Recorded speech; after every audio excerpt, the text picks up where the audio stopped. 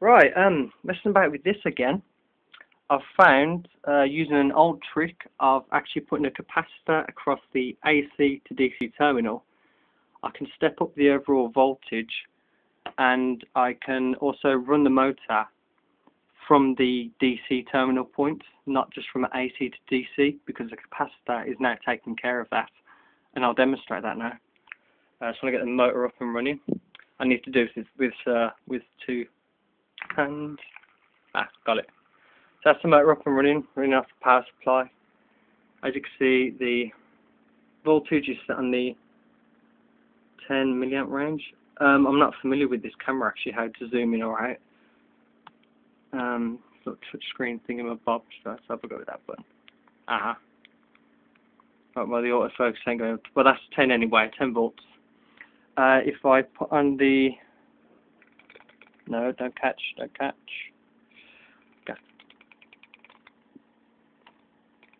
Oh, for God's sake, can never do anything straightforward on camera. Yeah, multimeter's dropping. Right, and so we have to get that in shot. If I connect the motor straight across the terminals, as you see, it drops as expected, but the motor does not run. If I put a capacitor across from an AC terminal, it doesn't matter positive or negative side, and same with the what's on the capacitor as well. If I short it out across there, how do I get all that in shot? Well, you see, straight off the scale. Motor's running, well over 10 volts. It wasn't actually doing that earlier. Right, and actually straight off over 10 volts, disconnect the capacitor. Measly few little bits. Motor's not running. It's connected from the positive to negative. So capacitor straight across there. Actually, I'm running well over 10 volts, so I'll bring it up to the 50 volt range. Okay, it's above 50 volt. It's above 250. My multimeter's playing up, I think. Oh right, sorry, I'm looking down here. I've got it set on the wrong end. There's a little tap. So right, it's 25 milliamp. That's 250. Let's bring it round. Reading, look, it's the same as a 9 volt battery. It's the same as a 9 volt, 1.5 volt. No change. It's the continuity check. If we do a continuity check with it on the 10 times range there, the motor slows down because it's pushing against it. That's just off. So there's the 10 volt range now. Okay. Disconnect the capacitor. Goes down to, make sure it's not, no. Goes down to less than 10 volts. Nothing basically. Capacitor steps it up to, that's 10. Okay, it's just over 2 volts there, and that's running the motor. If I put a capacitor across the other side of the AC to DC connection, slows down, slows down again. What was the other thing I wanted to do? Alright, I'm going to put the motor now across the AC and DC terminal, like before in my previous videos. You see the voltage goes up. Ow. Okay, I had some really good stuff going on here, but now it's not working again. Which has really bugged me. Oh, it might have been across the capacitor. Ow. Terminal instead.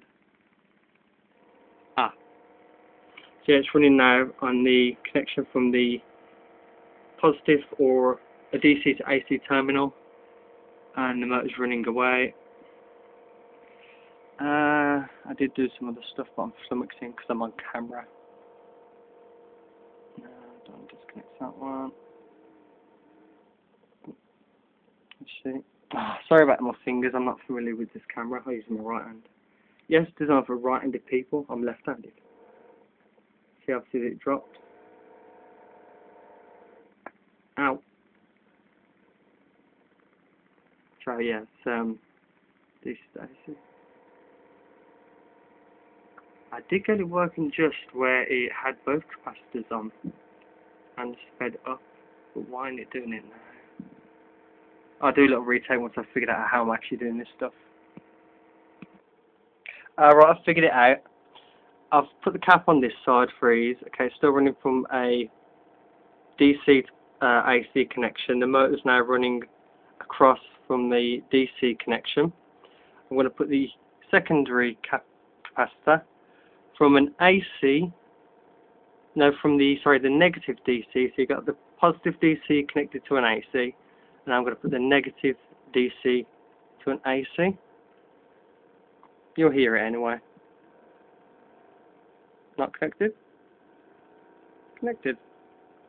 Not connected. And the amp voltage goes up again.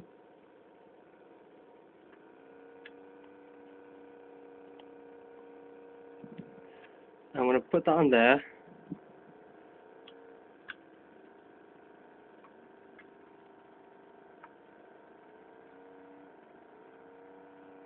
And what I'm going to do now is slow down the motor by my hand, the generator.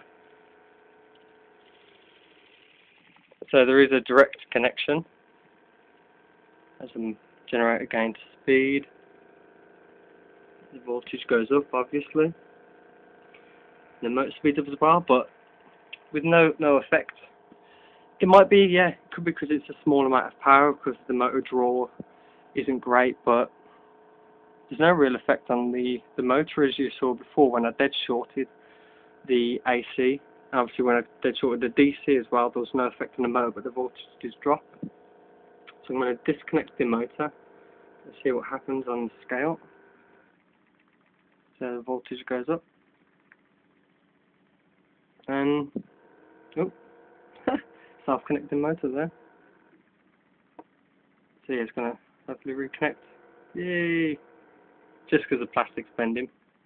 So the output currently is on a 10 amp range, nearing 6 volts, and actually slightly, oh, I hate this camera.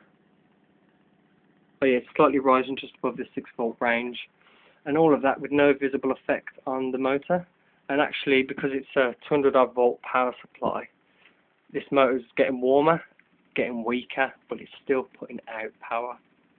Hey, something at least. Alright, I'll see you in a bit.